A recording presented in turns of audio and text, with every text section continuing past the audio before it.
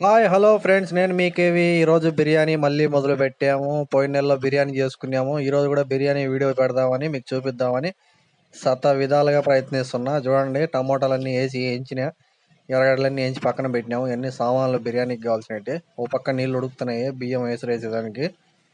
వేరే అతను మా ఫోర్మెన్ అనమాట. ఫోర్మెన్ చేస్తా నేను తమిళ్ స్టైల్లో చూడండి తిని అన్నాడు. అందుకు మేము ఇంకా దూకే పని ఇంకేం ఉండదు. మనం తినడం తప్ప ఇంకేం ఆలోచన లేదు. చూడండి, అన్నం కూడా వేస్తున్నాడు. చికెన్ అంతా ఉడికింది ఆల్రెడీ. బియ్యం వేస్తున్నాడు. దమ్ బిర్యానీ అనమాట. చెన్నై స్టైల్లో చేస్తున్నాడు ఆయన. తమిళ్ నా సాపడు మూడించా సాపటియా.